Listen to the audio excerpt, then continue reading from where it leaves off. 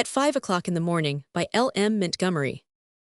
Fate, in the guise of Mrs. Emery dropping a milk can on the platform under his open window, awakened Murray that morning. Had not Mrs. Emery dropped that can, he would have slumbered peacefully until his usual hour for rising. A late one, be it admitted, for of all the boarders at Sweetbriar Cottage Murray was the most irregular in his habits. When a young man, Mrs. Emery was wont to remark sagely and a trifle severely, prowls about that pond half of the night, a chasing of things what he calls moonlight effects.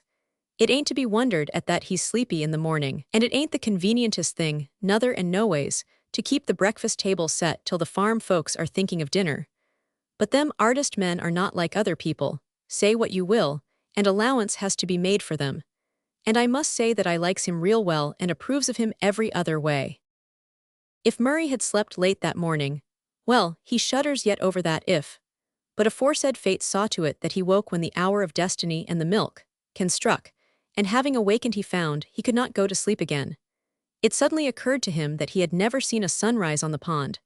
Doubtless it would be very lovely down there in those dewy meadows at such a primitive hour. He decided to get up and see what the world looked like in the young daylight. He scowled at a letter lying on his dressing table and thrust it into his pocket that it might be out of sight. He had written it the night before, and the writing of it was going to cost him several things, a prospective million among others.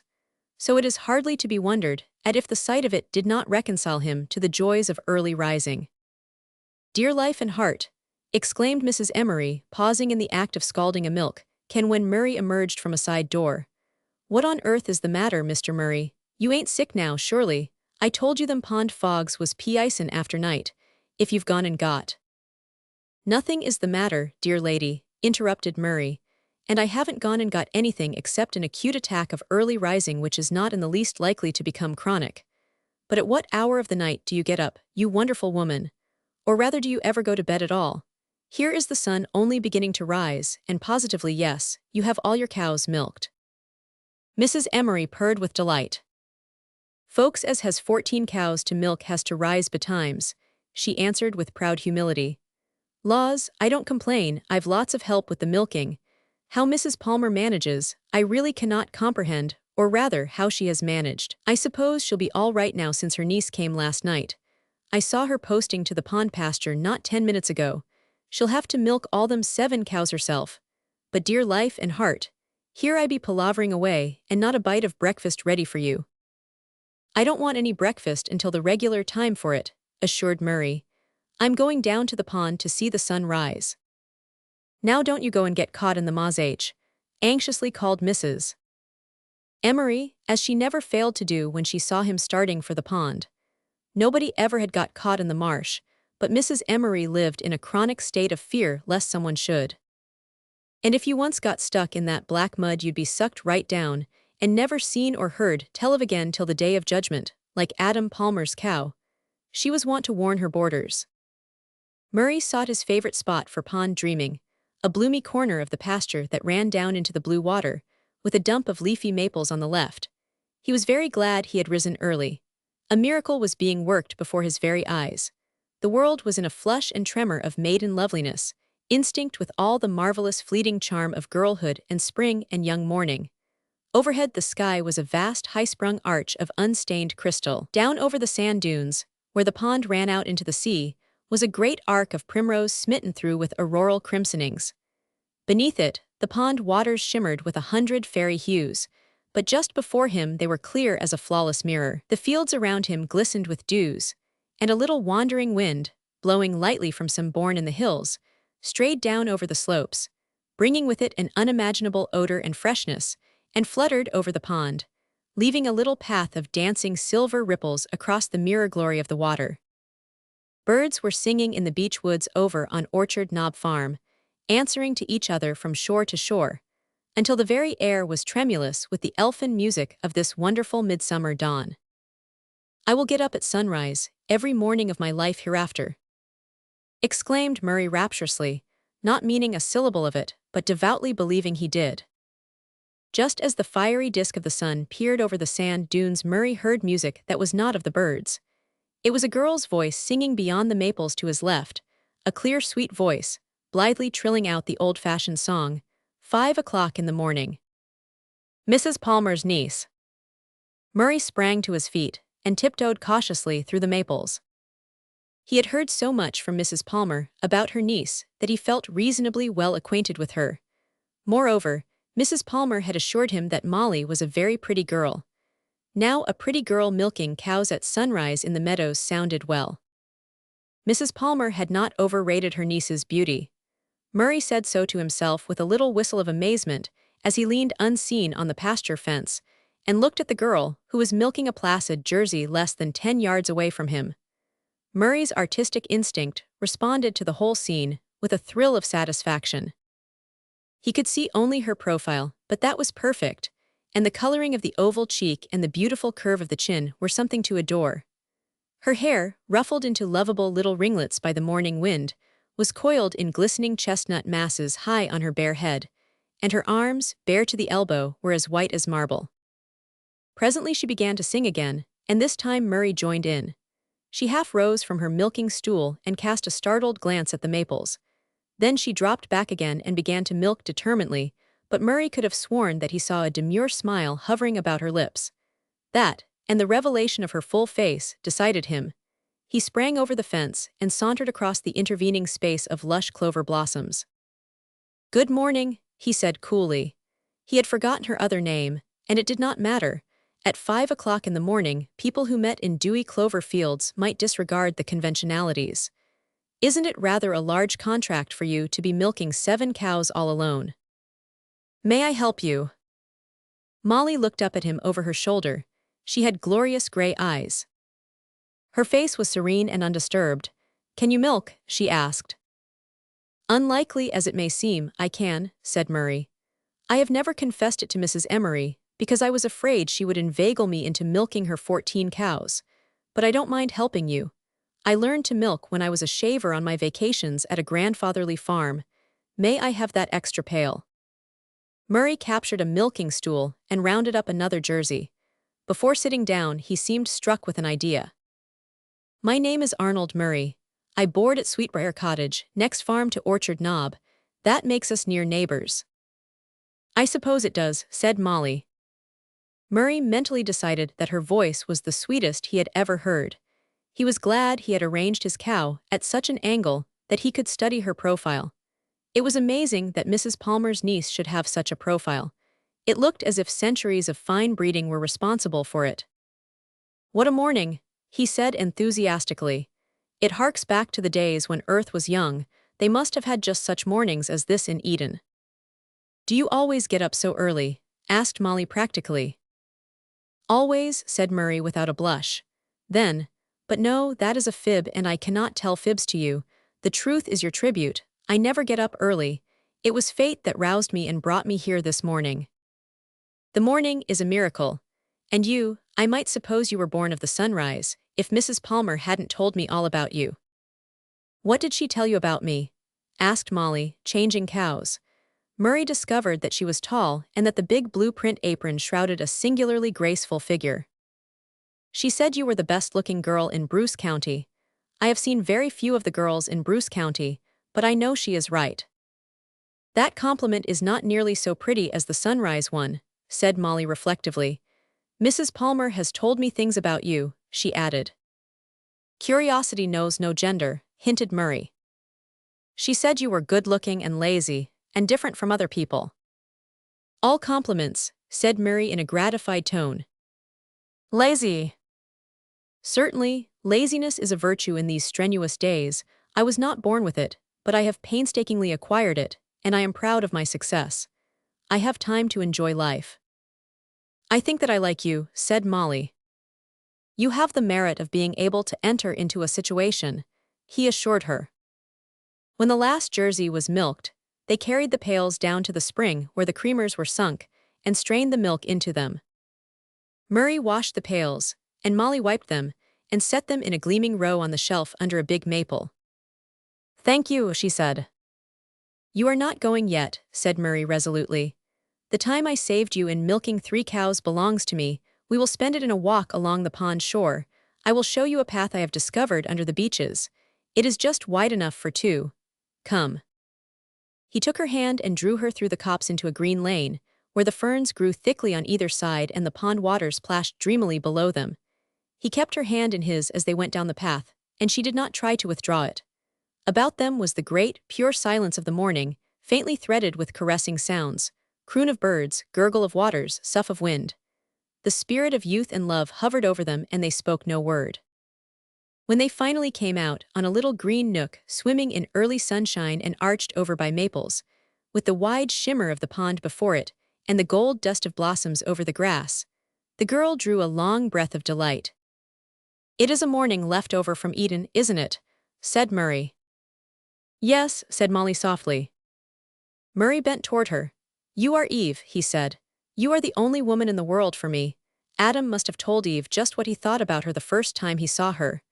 There were no conventionalities in Eden, and people could not have taken long to make up their minds. We are in Eden just now. One can say what he thinks in Eden without being ridiculous. You are divinely fair, Eve. Your eyes are stars of the morning. Your cheek has the flush it stole from the sunrise. Your lips are redder than the roses of paradise. And I love you, Eve. Molly lowered her eyes, and the long fringe of her lashes lay in a burnished semicircle on her cheek. "I think," she said slowly, "that it must have been very delightful in Eden. But we are not really there, you know, we are only playing that we are. And it is time for me to go back. I must get the breakfast, that sounds too prosaic for paradise." Murray bent still closer. "Before we remember that we are only playing at paradise, will you kiss me, dear Eve?" "You are very audacious," said Molly coldly. "We are in Eden yet," he urged. "That makes all the difference." "Well," said Molly, and Murray kissed her. They had passed back over the fern path and were in the pasture before either spoke again. Then Murray said, "We have left Eden behind, but we can always return there when we will.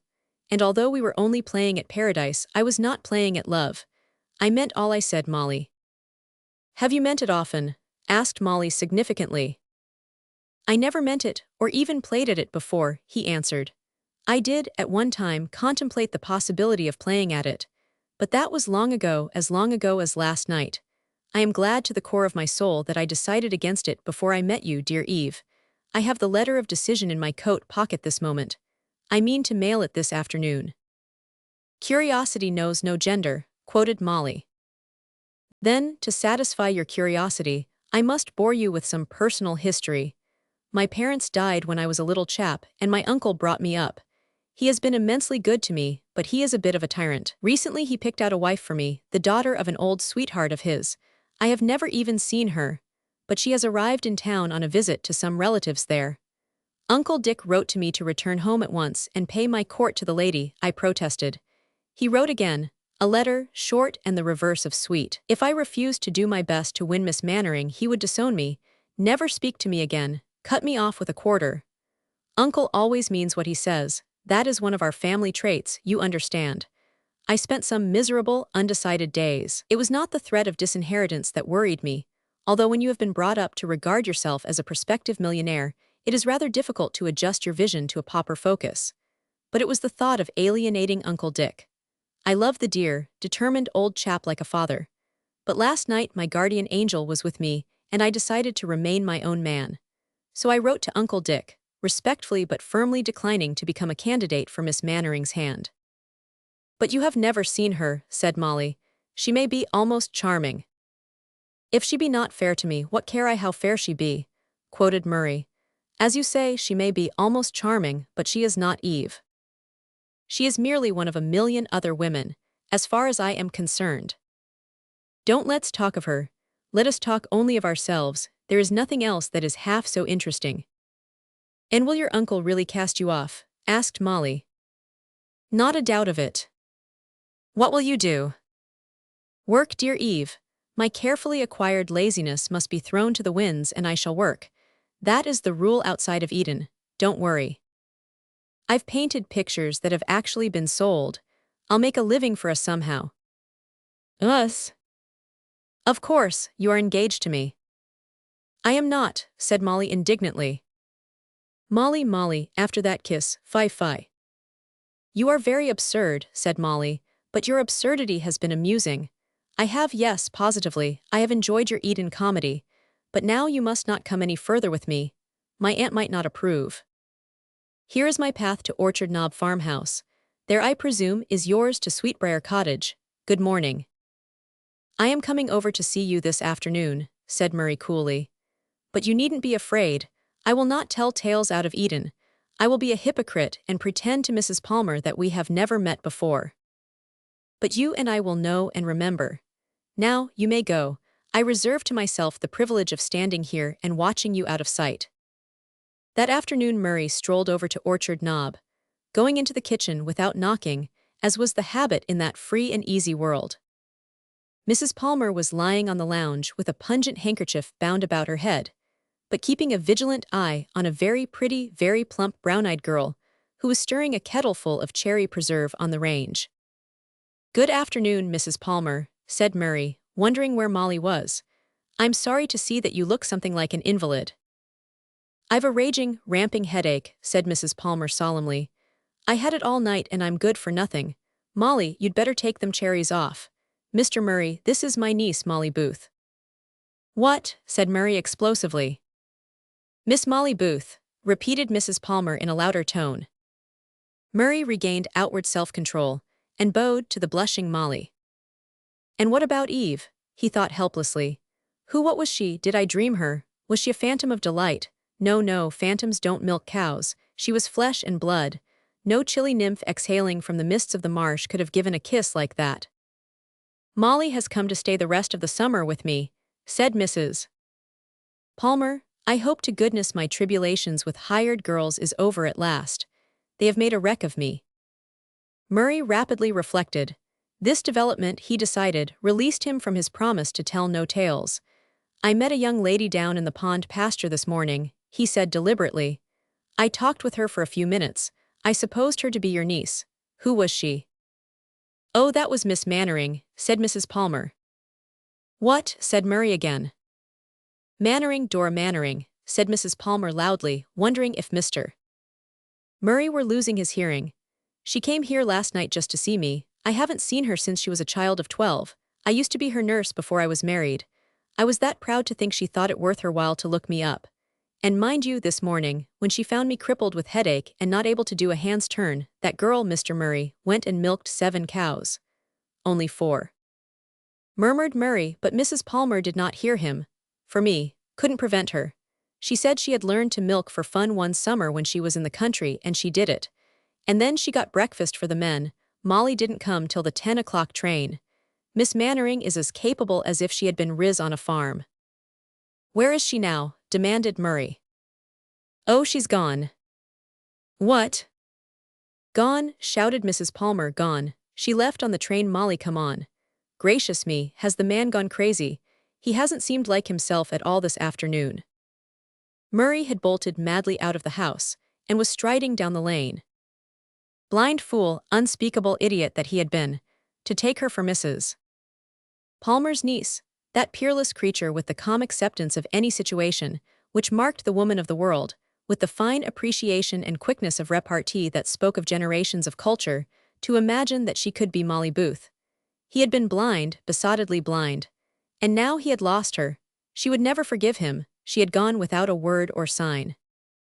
As he reached the last curve of the lane, where it looped about the apple trees, a plump figure came flying down the orchard slope.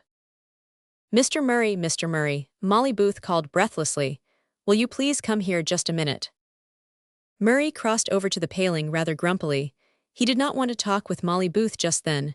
Confound it, what did the girl want? Why was she looking so mysterious? Molly produced a little square gray envelope from some feminine hiding place and handed it over the paling. She give me this at the station, Miss Mannering did, she gasped, and asked me to give it to you without letting Aunt Emily Jane see. I couldn't get a chance when you was in, but as soon as you went I slipped out by the porch door and followed you.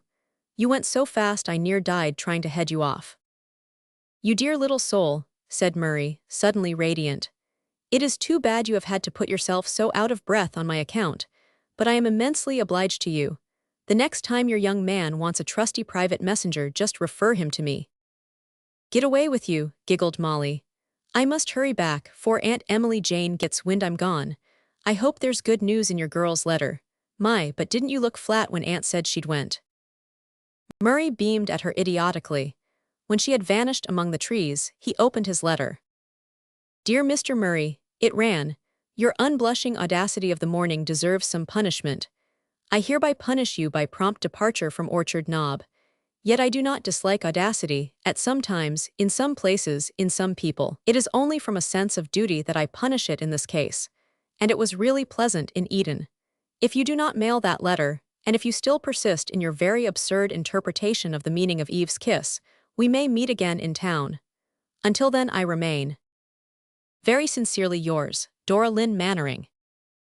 Murray kissed the gray letter, and put it tenderly away in his pocket. Then he took his letter to his uncle, and tore it into tiny fragments. Finally he looked at his watch. If I hurry, I can catch the afternoon train to town, he said.